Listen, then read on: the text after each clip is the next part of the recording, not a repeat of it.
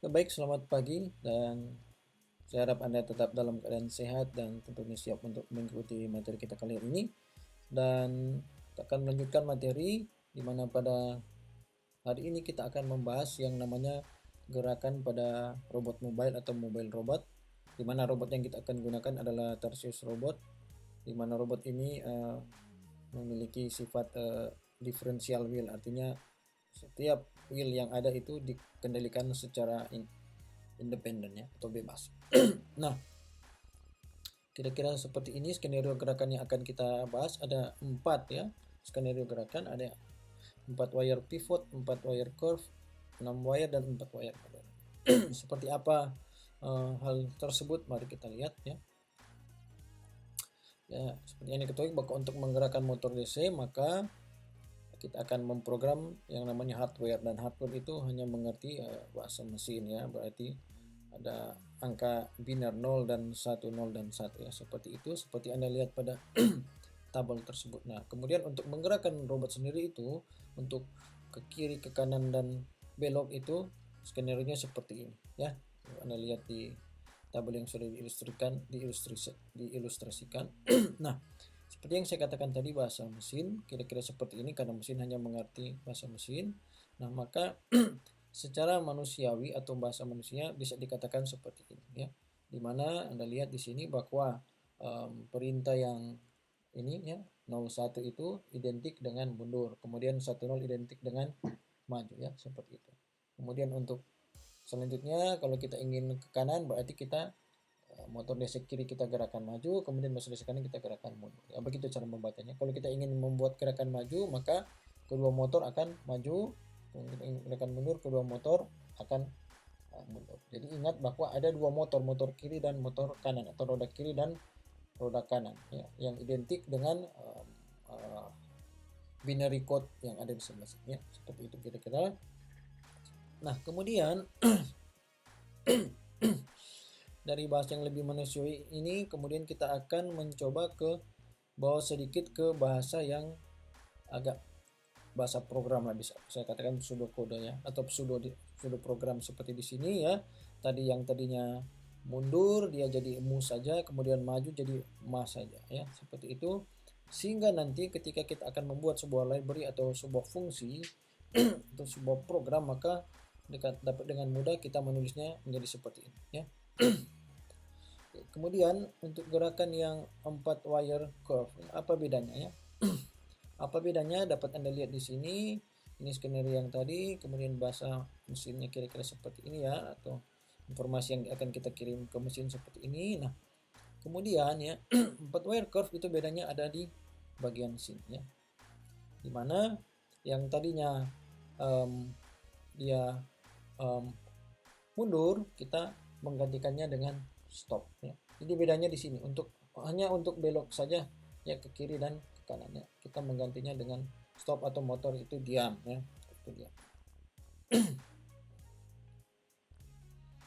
Seperti itu ya. Kita lanjut.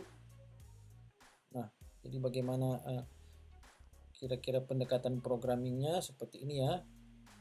Atau setelah kita membuat fungsi atau dalam sebuah library nanti akan seperti ini. Di sini saya menaruhkan bintang ya, dimenaruhkan bintang karena pada bagian stop, untuk misalnya kita membuat gerakan kiri, kita bisa melakukannya dengan roda kiri kita stop, kemudian roda kanan kita maju ya. Kenapa saya terbintang? Bisa saja gerakan yang sama kita buat dengan kondisi mundur ya, dimana roda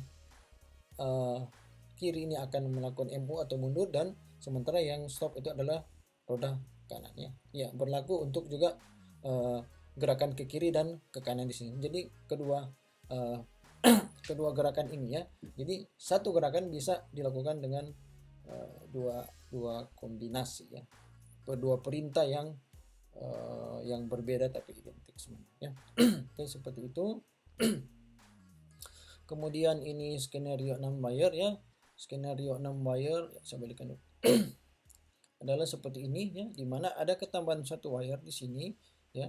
Seperti ini ya, yang berfungsi untuk mengaktifkan motor, sekaligus juga di driver yang tipe lama dia bisa juga kecepatannya diatur di sini ya. Driver yang kecepatannya bisa diatur di sini.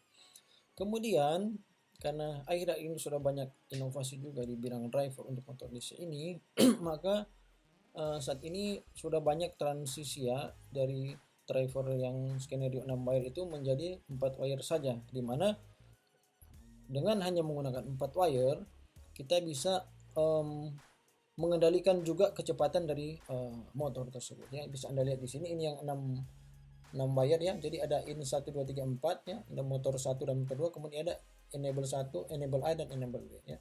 Ya, itu untuk mengatur kecepatan ya, selain waktu untuk mengatur kecepatan. Nah, di skenario 4 wire yang modern sini ya, semua pin tidak lagi hanya bernilai 0 dan 1, tapi dia sudah bernilai di antara 0 dan 1. Artinya kalau dalam bentuk tegangan dari 0 sampai 5, dia akan bisa diatur tegangannya antara 0 sampai 5, bisa 0,5 atau bisa 1, 2, 3 dan seterusnya. Begitu juga dengan microcontroller yang mengeluarkan sinyal antara 0 dan 3,3 volt. Dia akan berada di antara itu dengan sekali lagi dengan menggunakan teknik PWM. Makanya simbolnya di sini Anda lihat ada semacam square gelombang ya, square wave seperti itu menandakan PWM ya. Oke, seperti itu. Kemudian berarti kita masuk ke yang skenario 4 wire modern ya, di mana tabel tadi yang tadinya ada 6 tinggal menjadi 4, tetapi di sini tidak lagi menggunakan 0 dan 1, tapi sudah ada nilai ya, ada nilai PWM-nya ya. Atau secara pemrograman atau fungsi yang akan kita buat nanti seperti ini. Dulunya fungsinya ya, Anda lihat di sini dulunya fungsinya masih seperti ini misalnya ya. Sekarang fungsinya bisa seperti ini. Jadi ada ketambahan nilai NA dan NB, atau nilai dari A motor A atau motor kiri, dan nilai dari NB motor kanan. Nah, jadi seperti itu. Nah, disitulah nanti kita akan sesuaikan, karena Tarsius robot ini bisa dikendalikan dengan atau diprogram dengan bahasa pemrograman Python, maka saya membuat library untuk menggerakkan robot ini dengan menggunakan bahasa Python sesuai dengan urutan-urutan yang sudah jelaskan, sehingga saya menggunakan sintaksis seperti ini ya. Motor A, motor B, kecepatan motor A dan kecepatan motor B ya. Di mana dapat dijelaskan seperti ini, dapat Anda lihat ya, di mana bagian yang sebelah kiri itu menandakan motor yang sebelah kiri. Kalau MA itu berarti maju, kemudian MU itu baru mundur, ST itu berarti stop ya. Jadi dua motor, jadi ada 3 gerakan pada satu motor, jadi maju mundur stop. Sementara ada 2 motor berarti 3 pangkat 2, berarti ada 9 kombinasi perintah yang bisa kita berikan sehingga motor ini bisa melakukan gerakan-gerakan ya. Oke, jadi seperti itu.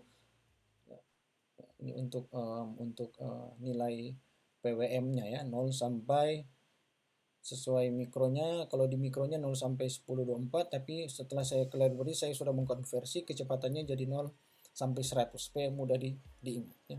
Seperti itu. Kemudian inilah library kita ya. Fungsi-fungsi yang ada dalam library ya.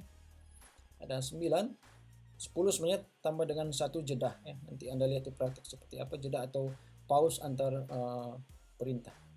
Oke. Nah, dengan demikian kita akan masuk ke demo bagaimana mengaplikasikan semua gerakan tadi ya dalam suatu fungsi dan dalam bentuk robot yang nyata ya. Kita coba ke sini ya. Ini robot kita. Kemudian itu Python ya, di sebelah kiri itu bahasa pemrograman Python, dimana sebelum memulai Anda perlu mengimport library yang saya sudah buat, yang saya namakan Tarsius WebSocket TWS ya. Kemudian di situ juga secara program dapat Anda lihat di sini. Ini the firmware yang saya buat ini sudah ya, karena masa Covid ini, jadi saya sudah modifikasi programnya sehingga bisa dikendalikan dari jarak jauh. Anda lihat alamat yang di sini adalah alamat IP. Jadi Anda bisa memprogram robot ini dari mana saja ya. Di alamat IP, Anda lihat ini IP public ya. Harusnya saya tidak publikasikan, tapi tidak mengapa untuk tujuan pendidikan ya. Jadi saya mengisikan IP public, artinya saya mengkonekkan robot secara jarak jauh ya. Dalam hal ini robot ini berbasis IoT sehingga via internet, walaupun saya ada di lokasi yang sama dengan robot, tapi saya connect dulu ke internet terus saya balik lagi, sehingga seolah-olah pengontrolannya dari jarak jauh. Seperti itu. Kemudian di bagian bawah sini kita membuat instance tadi, jadi Tarsio WebSocket kita mengambil IoT Labs, kemudian kita memasukkan parameter alamat tadi dan nama pengguna, sehingga kita akan membuat instance yang namanya robot. Dari situ kita akan gunakan instance itu untuk memanggil metode-metode yang ada atau fungsi-fungsi yang ada dalam library tersebut ya. Oke, jadi penjelasan program seperti itu. Sebelum lanjut saya perlu jelaskan juga dari sisi program. Nanti Anda perhatikan ada kata wajib di sini, berarti ini wajib Anda lakukan ya. Seperti ini setelah Anda connect nanti ya, sebelum saya demokan, nanti Anda wajib memanggil usernya, nanti melihat berapa orang yang connect ke sini. Seperti biasa maksimum 5 orang ya. Tapi untuk kali ini ya 1 orang saja yang masuk. Saya kalau 5 orang nanti bingung siapa yang mengendalikan robot ya. Kemudian nanti ada contoh gerakan-gerakan seperti ini penggunaan. Jadi kita memanggil instance robot ini robot maju ya. Ini robot jeda, berarti baru robot berhenti ya. Jadi ini maju artinya robot motor kiri motor kanan maju dengan kecepatan sekian ya. Kecepatannya 10 saja karena ruangnya kecil, jadi saya hanya mengambil kecepatan 10. Kemudian ini jedanya atau dalam satuan detik ya, 0,2 detik, pendek saja. Karena kalau terlalu lama nanti gerakannya akan panjang ya.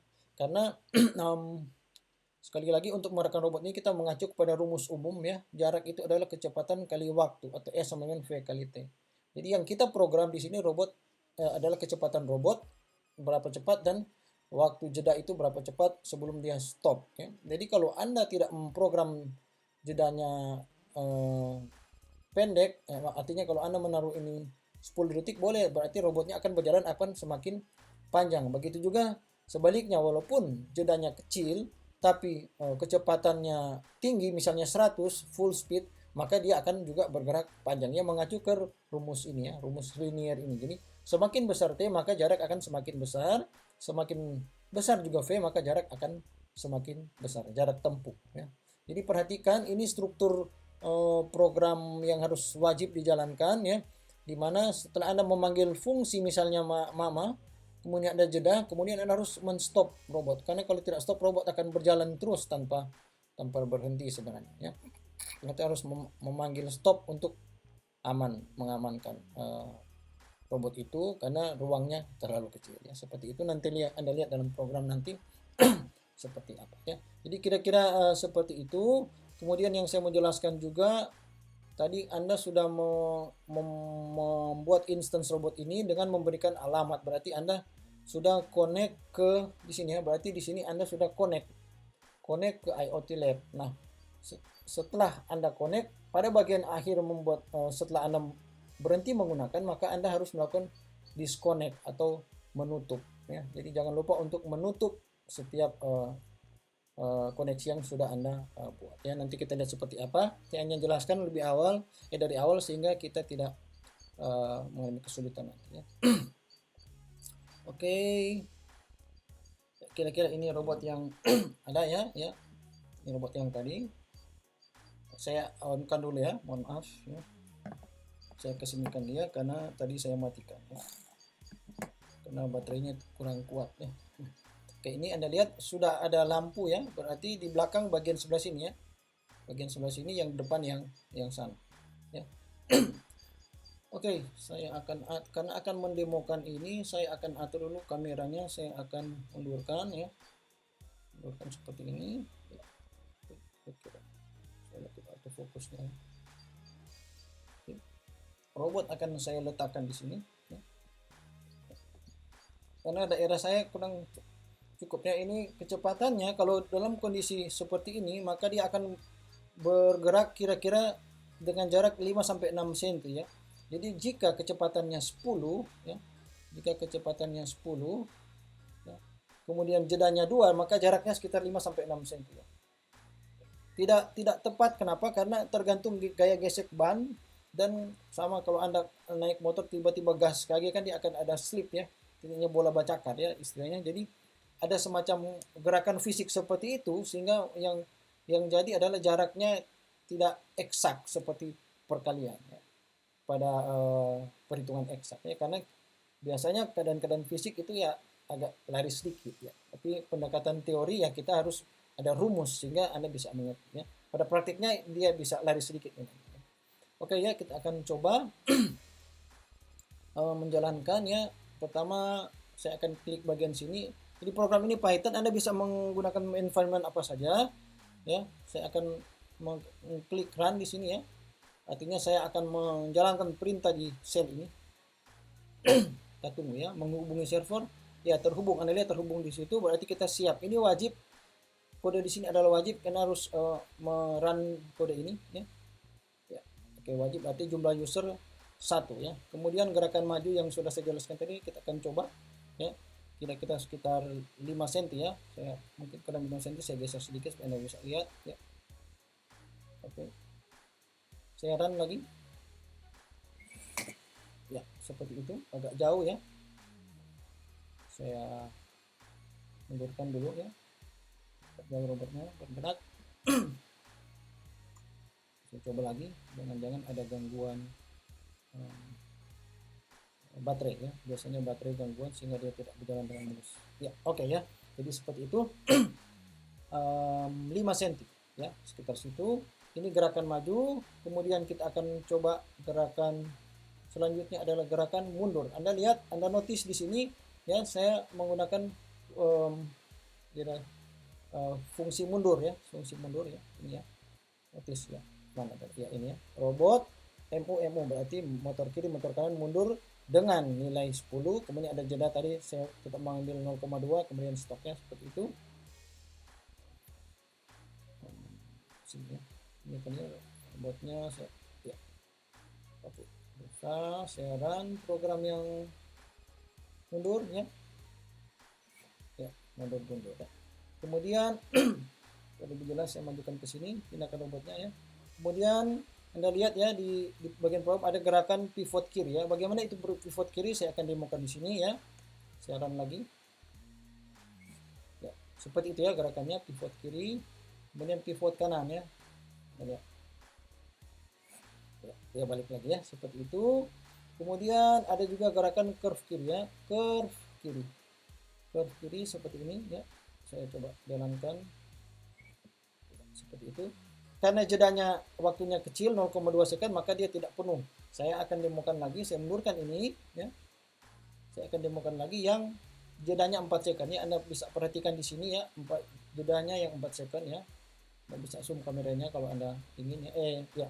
Zoom videonya ya, ya. Sehingga jadi lebih jauh ya, tidak seperti itu curve kanan, curve kiri, kemudian curve kanan ya. Saya akan demokan, saya ambil ke robotnya, taruh di sini ya.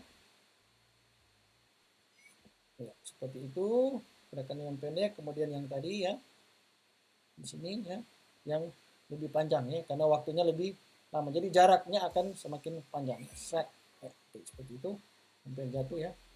Oke, kemudian di sini juga saya sudah menyiapkan program untuk kombinasi ya. Saya majukan ke sini ya, biar Anda bisa lihat ya. Oke ya. Jadi kombinasi, jadi pertama itu curve kiri, kemudian curve kanan ya. Oke, jadi seperti itu. Kemudian ini juga saya balikan lagi, ada gerakan untuk mana tadi posisinya di sini ya. Maju ya. Maju selama dengan kecepatan 10 selama 3 detik. Kemudian dia akan melakukan curve kanannya. Kita lihat, semoga tidak menyentuh. Iya, curve kanan ya, oke. Kemudian dari sini saya akan coba gerakan ini ya. Curve kanan, kemudian dia mundur. Curve kanan, kemudian akan mundur. Coba di sini mungkin. Oke, agak ketinggalan. Curve kanan, mundur lagi, saya run sekali lagi supaya Anda melihat efeknya ya. Agak tengah ya. Curve kanan, khusus kanan mundur ya. Ini yang saya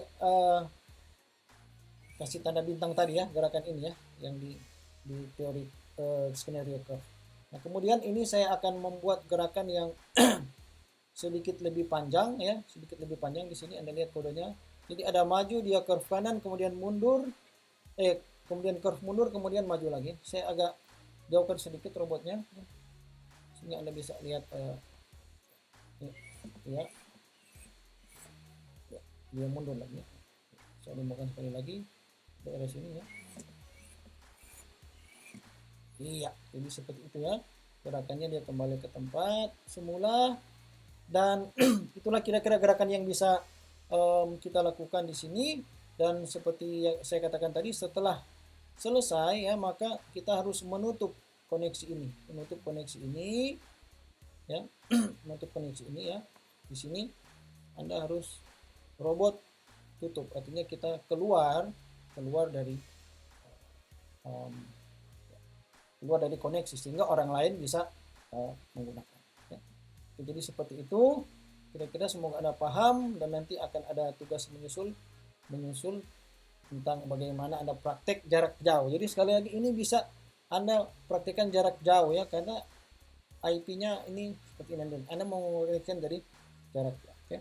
Ya, jadi saya harap Anda bisa mengerti ya penjelasan hari ini, dan semoga wawasan Anda dapat bertambah. Dan karena tema kita pada akhir ini adalah masalah pemrograman robot, jadi saya harap Anda bisa mempraktekkan, mempelajari library dan yang nantinya Anda akan install tentunya dengan bahasa pemrograman Python ya, atau saya kopikan, nanti akan saya share dan Anda bisa mempraktekkan langsung ya. Semoga Anda mengerti dan tetap semangat di masa COVID ini ya. Terima kasih.